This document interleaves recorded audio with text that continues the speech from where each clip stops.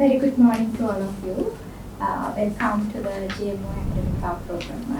Today's the lecture is Basics of Sports Nutrition. We have invited Professor Ranil to discuss about this topic. Professor Ranil Jayawardena is a renowned expert in the field of nutrition and is currently affiliated with the Department of Physiology at the Faculty of Medicine, University of Colombo.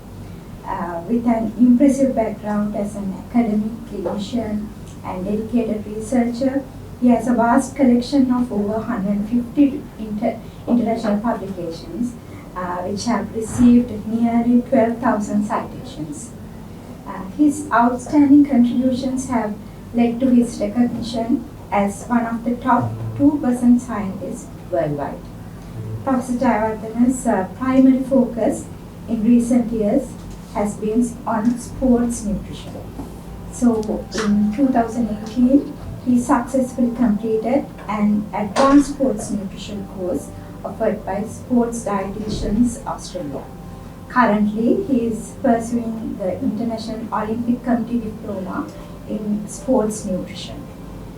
In addition to his impressive academic qualifications, Professor Jayawardena actively collaborates with numerous national level athletes, which includes cricketers, swimmers, wrestlers, and also badminton players. Through his personalized sports nutrition programs, these athletes have achieved national records, international records, as well as they have reached their personal best performance. So let's warmly welcome Professor Ranil Jayawardena to his lecture on sports nutrition. Thank you, Charunya. Thank you for the kind introduction, and I must thank for the GMO for the giving me this opportunity. I mean, as a doctors, probably we mainly focus about clinical entities, so like diseases. But new trend is actually prevention of diseases, and where we discuss very much about the increased physical activity and importance of the exercise. Another niche area is sport nutrition. As we all know, we all fascinated about sports. Could be cricket, could be athletics, could be swimming, could be anything. Why I have selected this topic, I have noticed most of these young athletes and even some professional level athletes, they have a poor nutrition background.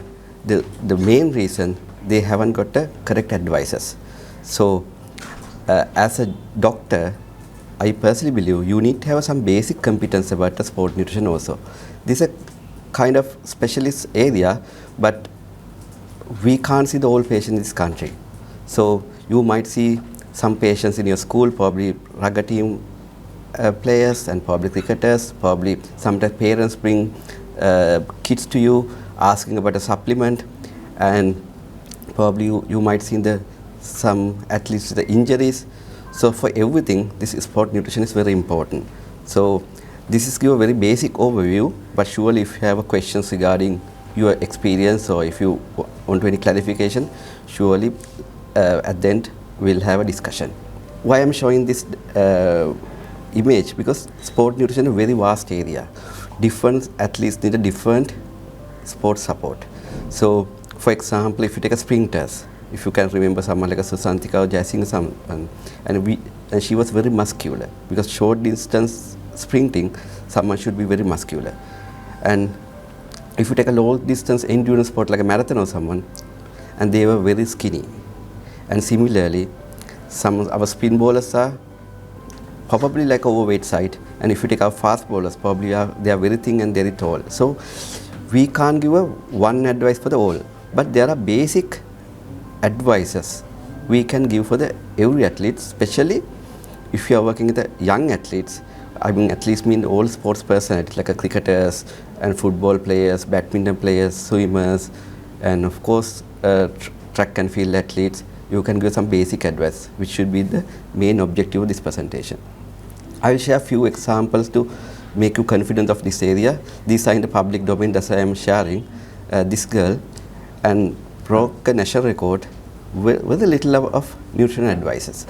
The reasons, because initially she had of course had a good genetics and very good training, but this 5-second difference is actually poor nutrition habit. So she could achieve the national record, and currently probably she's the highest ranked female athlete in this country, and because of the some nutrition advices. It's not just one case in this girl also, and she acknowledged our work. The reason there was a lot of mistakes were happening in the past, and with the nutrition advice, they could go for their personal best. And not only for the professional level athletes, there are some master athletes that also achieve these kind of reports. And even teenage athletes, they also, you can see this young boy and became a very muscular, very fit person, having a proper nutrition in the correct time. However, if you get wrong nutrition advice, they might end up with some problems also. So here, our main objective, give proper nutrition advice for these people, and it's very different to the what we call public health nutrition advices. For example, public health, we ask them to have a lot of fruits, vegetables, probably eat red rice, probably cutting down salt. Those are not applicable for this entity. I'll give one example. If you take a marathoner, their main energy source during running is a simple sugar. They're just drinking sugar and they are running. So, but for the normal person, we don't encourage that. So, if you take someone like a bodybuilder, probably they eat nearly 1 kilo of chicken or probably 20 egg whites. We don't encourage such a thing for the normal person. So, it's a very special area. So, don't confuse with the sport nutrition advice with the general public health advices, where we try to prevent NCDs and deficiencies so on. What are the factors affect for the sport performance? And always in the sports, we talk about the Olympic medals. It's like a ideal level, and there are Asian medals, South Asian medals, Sri Lankan national level medals. So there are several things. Of course, genetics is very important. If you or me like to do sports, but if we don't have that genetic background, we can't perform there. And then training. Even someone with good genetics, if the patient, that individual do not get good training, performance will be less. Third thing, probably nutrition also. So that's a very important place of nutrition for the sport performance also. So again, don't mix up with this athlete. Actually, they want to get a medal or they want to perform well in the competitive level. So they are not focusing about the health very much. So here also, we also help them to improve sports performance. So the third important thing is nutrition. In addition, there are several other things like mental health. Generally, they have some tactics, they have to participate correct time for the get a best performance. So there are other factors also, but definitely nutrition have a place for the get a best performance. So there are other factors also, but definitely nutrition have a place for the performing the any sports. Probably you have seen a lot of Sri Lankan fast bowlers, they end up with injuries. And even our national level athletes, probably they end up with injuries. The reason, getting a poor nutrition advices, and they have poor nutrition habits. So where we can help them, there are very few basic things we have to do. Always carbohydrate the main energy source. Probably we might think they need high protein or something. No, that's wrong. 60-70% of calories should come the carbohydrate for this competitive athletes. For most of athlete, main source carbohydrate, and which is very easy to achieve in Sri Lanka also. So we'll come to each question one by one. So that's the main thing. Second thing, having enough fluid. This is the probably cheapest intervention. So they have to be well hydrated. So that's the second thing. Third thing, sufficient amount of protein. Protein is actually important for repair and maintenance. So the athlete generally do training. So after the training, they should be recover themselves. That's the main their advantage. Now, for example, probably we can train with the athlete probably one day, then week we can't probably get a fever. We can't do anything. But these athletes, they are doing heavy training. Next day, probably they can do a better training also. And like general people, general population, they also need a sufficient amount of vitamin mineral also. So those are the 4 areas we are going to discuss here. At the end, I'll touch about a sports supplement also. If you have questions, you can ask about that. But that's probably will be like a kind of high level of advice. Carbohydrate. It's dependent on the sports and dependent on the training. You might have some cricketers, they probably train 1 or 2 hours, maximum like 3-4 days per week. That's not a very intense level of training. And you know, cricketing is not running every time. You know, sometimes they learn techniques so they need probably relatively low level of carbohydrate, but still not very low. For example, if you take someone like a 60 kilos, they need probably 5 to 6 gram of kilogram for body weight for the total day. That means that person need probably 300 to 400 gram of carbohydrate if it is 60 kilos throughout the day. So that's a lot also. So if you take 100 gram of rice, you get to probably 25-30 grams. So probably it's 1 kilo of rice if it is rice only. You can see that thing. But if you take someone into extreme training, especially professional level athletes, they are having a morning 2-3 hours training, probably they are having a evening training also. And in addition, they have a gym training zone. So they need a huge amount of carbohydrate, probably 10 kilogram per kilogram of body weight.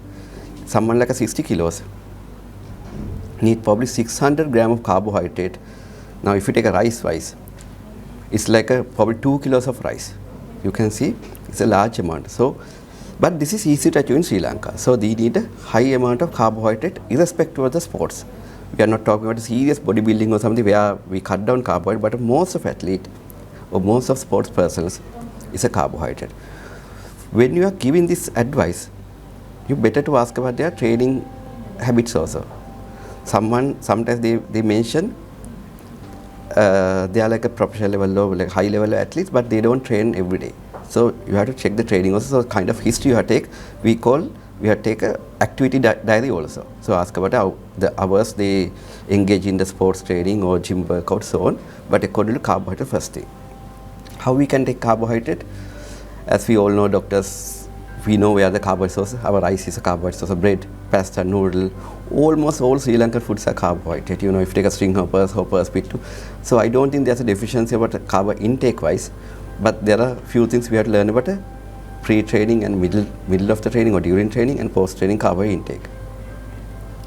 But nowadays, because of this keto diet and weight loss diet and high protein diet, some of these athletes also try to have a low carbohydrate diet, which is actually harmful for them because it causes lethargy and sometimes they feel tired and it reduces the performance because performance is important in athletes and it could potential hypoglycemia that reduce their decision taking ability also because it's not just actually running, they have to think about others also. So it's always like a cognitive function. For example, fast bowler, it's not only the speed of the ball, they have to pitch in the right time. Probably they have to concentrate about the batsman's movements, so that you need to have good brain function. So people who are taking low carbohydrate, probably evidence shows they can't get like a proper brain function. So they need carbohydrate also.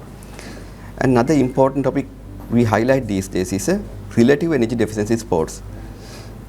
In addition to these activities, they are doing day-to-day activities also. So most of these athletes need a huge amount of calories compared to normal individual. So what we have observed, they have a training but probably they don't get enough food, so they get a relative energy deficiency that leads for the performance problems as well as health problems also. So if you get a young girls who are runner, if there's a menstruation irregularity, so that's a very good sign of the relative energy deficiency. If there's a boy who complain about the poor recovery, so that's probably relative energy deficiency. So this also keep in mind, this is a kind of new topic, new area. You can read on this also called REDS, and this is common in the particularly females, but it's not uncommon in the men also. So check whether they are getting sufficient amount of calories according to the training and other day-to-day activities. Now we have to go for the pre-training meal. Now if I get most of this obese patient or diabetic patient, what we generally encourage, probably red rice, having more vegetables and having green leaf vegetables, mallum, probably having a piece of protein and less fat, like that. But this pre-training meal should be totally different to that, because pre-training means they should have a meal which could absorb very quickly. So it should be carbohydrate based, so it should be simple carbohydrate. So it shouldn't be red rice, which is a complex carbohydrate. Probably it could be like a white rice kind of thing.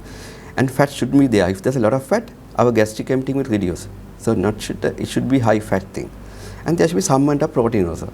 Not large amount of protein is needed for the pre-training meal. And there should be fiber also, because again fiber reduces the absorption rate. So for a good example, assume someone is have a training in the evening, their lunch should be probably red rice and dal and chicken curry or something. There shouldn't be a lot of vegetable and mellum. You can see this advice is totally different to what we encourage for general public. That's why I mentioned this like a specialized area. But if you get kids who are having a afternoon training, rugger training or running or cricket training, so you have to customize their lunch to the something simple carbohydrate is a rice with a protein and probably dal or potato curry or something, not to adding a lot of mellum and vegetables there. They need those vegetables but in somewhere else, not as a pre-training meal. And again, meal timing is important.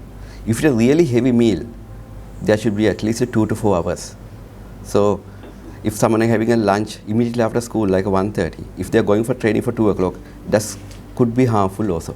As we know, when you eat something, you need blood supply for your gut to absorb that. But same time, when you are doing training or any activity, you need blood supply for the peripheries or muscles also. But body give a priority for the muscles. So what will happen when they having heavy meal and start training, they get a gut ischemia. So for example, if a kid's having a training or athlete have a training in the evening, probably you should encourage them to have a main meal probably 2 hours before. Probably teachers and other staff should support that. Probably they have like a special time for they having a lunch, probably like a 12:30 if the training is around like a 2:30, not immediately after school. If it's a snack like a sandwich or not a very heavy meal, probably 1 to 2 hours will be enough. If it's a small snack like a banana or something or some cereal bar or something, even 1 hour is enough. Sport drink which absorbs very quickly, for it should be even 30 minutes before is fine. So in addition to having a carbohydrate, timing of the carbohydrate meal is very important. So these are the mistakes we have seen, and some kids, they are going for the evening training having a large meal, so they can't perform probably well. So probably if they don't get a special time, probably interval time, they should have a large meal. Probably after school, probably should have a small meal, probably snack, kind of sandwich kind of thing or small bun or something, not like rice and curry large meal. So this is a second take home message. The meal placing also very important for athletes. Third one, during training. If it is less than more than 1 hour, they need to have something carbohydrate rich food also. In good examples, having a banana, or they have fruit juice or some dates, those kind of carbohydrate rich meal. It shouldn't be like a protein or fat content meal. And probably if they can't have a big meal, they can break it. Assume like some badminton player or something, again in the middle they can come and have a couple of dates, or they can have a half a banana and again go back for the training, like that. So if it lasts more than 1 hour, definitely they need something to eat also. Some professional trainer, sports people, they are having a 2 to 3 hours training also. So definitely they need some starchy meal in between. Probably most important thing is a post-exercise meal. Initially I also mentioned this athlete need to be recover after training. So post-exercise means essential to have good recovery. Otherwise, they end up with injuries in the subsequent training sessions. So what is should be post-exercise training? It should be again carbohydrate. So in Sri Lanka, it's very easy. They can have rice or something after training, or bread or something, even cornflakes. Even having bun is fine rather than delaying this. Why? Because if they delay it, body adapt for the training without sufficient energy and carbohydrate. So they end up with a poor performance in future. In addition to this carbohydrate, they can have some amount of protein also in the post-exercise meal. If someone is having a evening exercise, they can have a tuna sandwich or egg sandwich or something after that. I will give some example, or at least egg bun, where there's some amount of protein, some amount of carbohydrate. If they're having a training in the morning, so immediately after training, they can have their breakfast, which can be a string hopper with a chicken or dal curry or something. They can have a bread, or they can have a rice and curry like that. So post-exercise meal is extremely important for the good recovery and increased performance later on. Now we discuss about a carbohydrate. Now second important nutrient is a protein. Actually, they don't need very high protein intake also, and normal people, we need 0.8 gram to probably 0.8 gram to 1.2 gram of kilogram for the body weight. So if assume someone is 70 kilos, that person need probably 56 gram of protein per day, but at least need more than that. So if they have a normal training, not very strenuous training, probably they need 1.2, 1.4 level. And if someone is 70 kilos, probably they can have a 90, 100 gram of protein per day. If they're having a strength training, that's been a weight training, to improve their muscle mass, probably they need little more protein intake also. Especially, you might get a patients who want to build their muscles. And that is a special situation because it's not a real sports. It's a building muscle. Probably they need a high protein diet, and same time they have to cut down calories from the other sources to maintain their muscle mass level. So try to calculate this for your patients, and you can use probably 1.2, 1.4 level for the most of athletes. For the resistant training athlete, doing weights exercise, probably you can have 1.7. Actually, it's not only amount of the protein, and it's a total intake. So you can see the total protein intake should be 1.6. This evidence shows having a more protein have no advantage for this athlete. So in the society we have seen they don't eat rice very much, they eat only protein rich food. Actually, it's not essential. And if they take a very high protein, that protein break down to urea and they lose that nitrogen. So having a sufficient of protein is enough, not a large amount of protein. And the one portions, when they take one meal, they need to at least 20 grams of protein. It includes rice and other things also, because if you take rice, there's a 10% of protein. So, but total intake should be 20. What we have observed, sometimes their breakfast, virtually no protein. For example, they are having a string hopper and potato curry or something, string hopper and probably kiri hodi or sambol or something. There's no protein at all. But in dinner time, probably they are eating a good amount of protein. They have chicken or eggs or something. So that's quite wrong. So we have to advise them to distribute their protein throughout the day. Every meal contains around 20 protein. So if you encourage probably piece of fish or chicken or egg with other starch food, probably for the average athlete can achieve this 20 gram of protein. Having a 40 gram of protein also not necessary. So they do not want it a huge amount of protein for each meal. The 20 is more than enough for a South Asian or Sri Lankan size body. Another thing, having a protein for each meal. So this was the same advice, but it's according to kilogram of body weight. Someone is 70 kilos, they need a 0.3 gram of kilogram per body weight. So 70 kilos means 21 gram of protein. It's a very similar to previous evidence also. So having a probably 0.5 or 0.6 gram per kilogram body weight for the one meal is not necessary. So 0.3 gram is enough. Now we are moving for the third macronutrient, is a fat, which has very little importance actually for the athletes. Now for the other conditions like heart disease, we talk very much about a fat. We talk about cutting down saturated fat, cutting down total cholesterol, trans fat, but in this condition we don't talk very much. And actually fat giving for the match the calorie difference, because there's a limit of eating protein and carbohydrate also. If someone is having a really heavy training, probably they need little more fat to achieve the calorie deficit.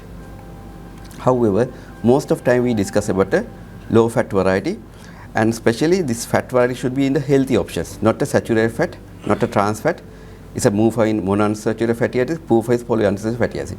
So if you have an athlete who can afford, and don't give like a coconut oil or something which is a saturated fat, probably you can encourage other fat, healthier fat like olive oil or soy oil or sunflower oil, because anyway we get a coconut from the coconut milk and most of other food sources. But fat is not an area we discuss in the athletics very much compared to the cardiovascular disease or something. Then fluid intake. I mentioned earlier also, this is the easiest intervention. Most of even professional athletes, they have a dehydration. 2% dehydration even reduce their performance, and probably 5 to 6% dehydration actually causes some serious adverse effect also. So what should you encourage for these athletes? Having some water probably 2 hours before, and if it is a long event like a 2-hour event or something, if they are running, probably they can have some amount of water before their event also. If it is more than 1 hour, and probably they don't need anything, but if it is less than 1 hour, if there's more than 1 hour, they have to have some water or some fluid during every hour also. What is the easiest thing to identify the water defect? you have to check you can ask them to check their pre-training weight and post-training weight also. Assume initially it's 70 kilos. After that, their weight is 69. That means there's a 1 kilogram difference. That means that at least have a 1 kilogram of water loss or dehydration. And this athlete, actually after training, there will be some ongoing weight loss also. If there's a 1 kilogram difference, you should encourage him to drink at least 1.5 liters of water. Because as you know, even you run or if you do exercise, there will be setting after that also. So encourage 1.5 liters. So we'll move for the hydration. In this hydration actually is probably you have seen there are a lot of sport drinks are taken by these athletes. You have seen some athletes, they are taking these sport drinks. There are some positive also. For example, it hydrates quickly and it has some energy also, because both these sport drinks contain some electrolytes also. So in addition to the water that provide electrolytes as well as energy. But there are some disadvantages also, because that could be little expensive and sometimes weight sensitive sports. There are some sports they are weight sensitive. For example, wrestling or boxing. Ideally, they have to hydrate during their training also. So ideal situation, pre-training weight and post-training weight should be same. There shouldn't be weight difference. So, but if there's a weight difference, so that means there's a dehydration. So then they have to achieve it as soon as possible, not to drink it like a 1 liter immediately after that, because if they just drink only water, sometimes they end up with a hyponatremia also. But if it is with the electrolytes content food like a Jayawardena or some isotonic drinks, that will be alright. That's why these are basic things you have to train your athletes or sports persons to ask them to check their weight before and after. And there are a few other things also. Or they can check the color of the urine. Ideally, urine color should be pale true color, it should be darker. If it is darker, mean the patient or this athlete is dehydrated. And there are several other things also. In the ideal scenario, we have urinometers, and there are urine color charts we can use for the identify the hydration status. So nowadays, actually now in the past, advice is totally different. In the past, the coaches and they thought drinking water is harmful for the running, because they had to carry the excess water and run. So later on, they asked athlete to drink probably 200 milliliters every 20 minutes. But then found some patients become overhydrated and they got a hyponatremia, and there was some serious adverse effect also. So nowadays, you have to give individual advice. So easy things, ask them to check their weight before training, after training. If there's a weight difference, they have drink. And if there's a weight difference, then subsequent training for the next days, they have to have some water and other rehydration fluid during that. It could be Jayawardena, it could be fruit juices, it could be king coconut water. There are many things they can take accordingly. Now I'll move for the micronutrients. Initially I discussed the macronutrients, and mainly carbohydrate and protein and some amount of importance of fat. Then the fluid. Then probably third thing is the vitamin and mineral intake. Ideally, we have to check their blood levels and the supplementation. But in Sri Lanka, we have seen most of these athletes have poor dietary hypothesis, so they have a deficiencies. So there's a place for some supplements, especially for the teenage players and athletes who are with the contact sports, and you can give some calcium supplement also. And sometimes you give iron supplement especially for the menstruation girls. You can go iron supplementation also. There's no harm of giving a fish oil. Probably it has some protective effect for their joints also. Sometimes it reduces inflammation also. Multi-mineral, there's a place. If you feel they do not have enough variety of food, there's a chance for the vitamin mineral deficiency. Giving a short-term multi-mineral is quite safe. However, vitamin C, E, these are considered as antioxidant vitamin that could be harmful also, because it reduces the excess adaptation. This is a common mispractice in the society. We have seen a lot of athletes, they're getting a high dose of vitamin C, high dose of vitamin E. That's actually you shouldn't give, because especially after training, if they take high doses, that reduces the adaptation of the training for the next time. If they are doing indoor sports, especially badminton or wrestling, they need vitamin D also.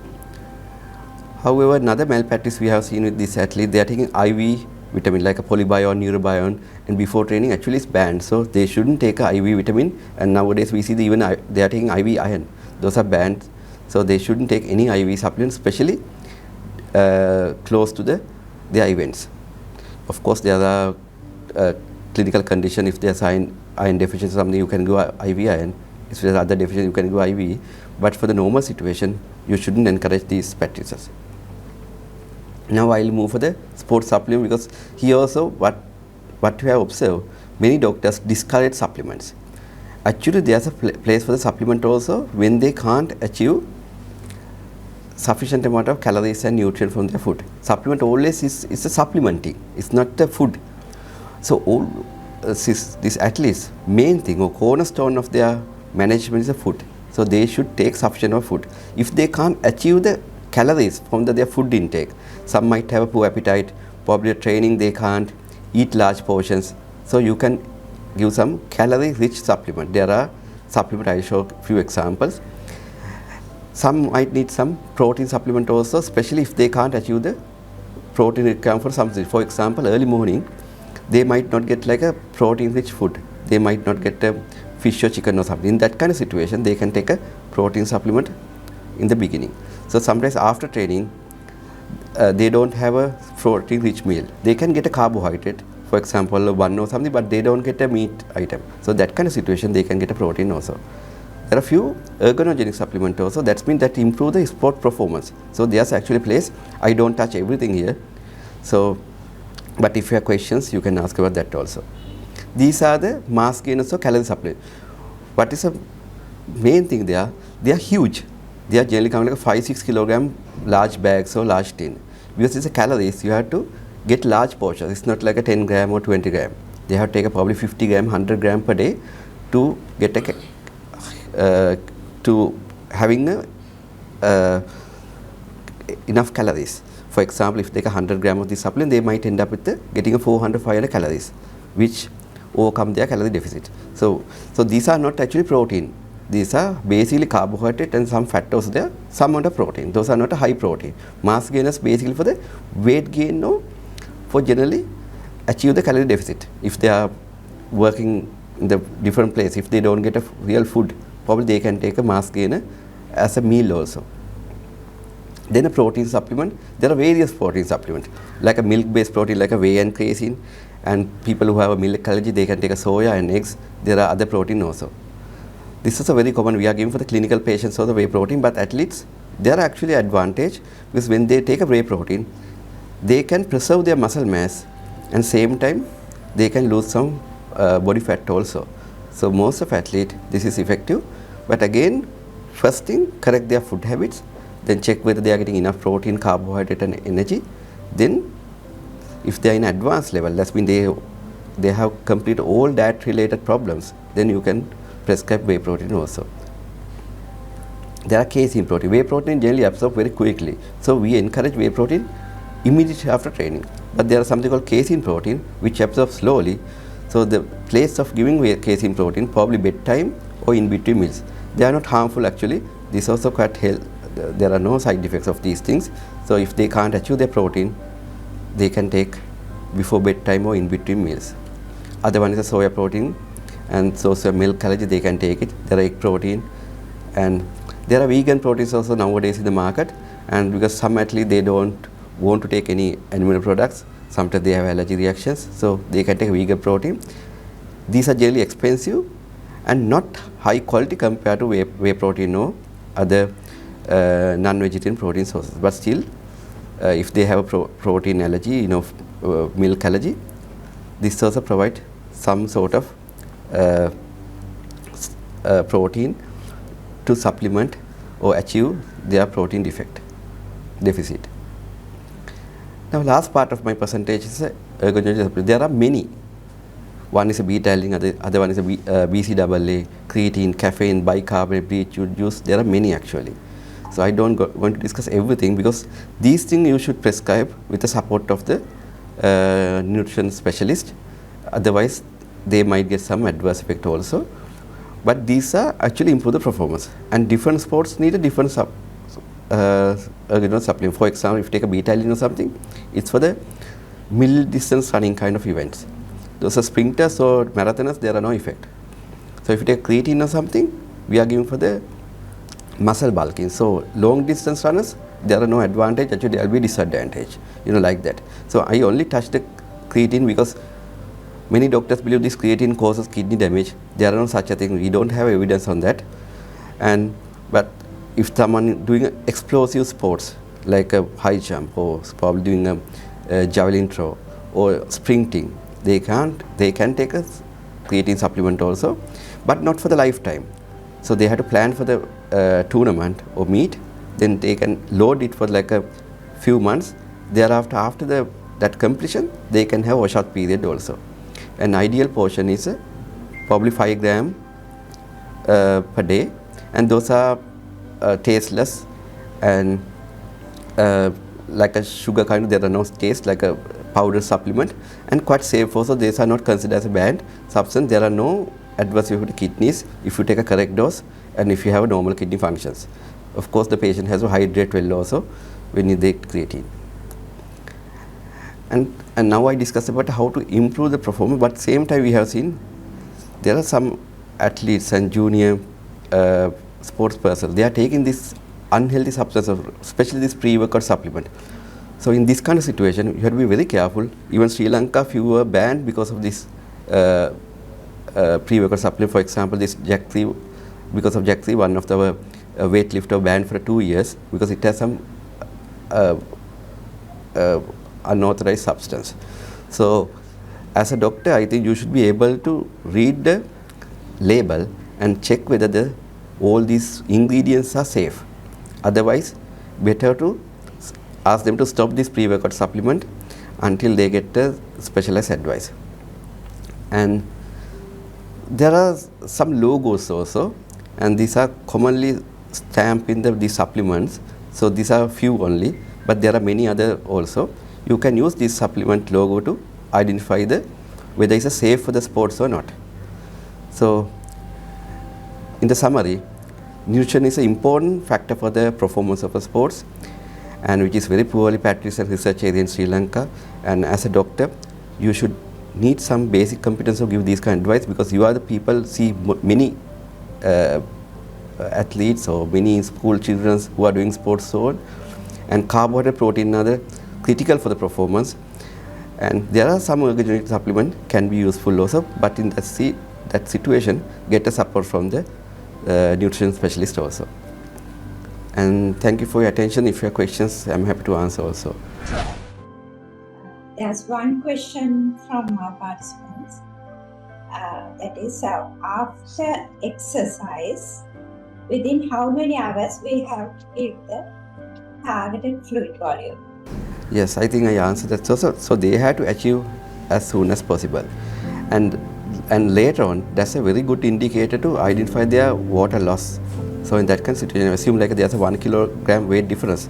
Ask next time to have some fluid, probably 30 minutes before also. And during training also, have a sufficient amount of protein.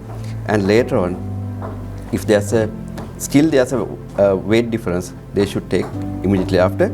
And not the whole 1 liter, probably they can take up to like 1 to 2 hours maximum.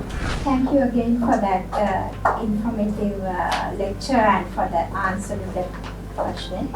And thanks to all the participants for joining us today. And thanks to Professor Ranil Jayawardena for joining us today. Thank you. Amidst all his busy schedule. Thank you.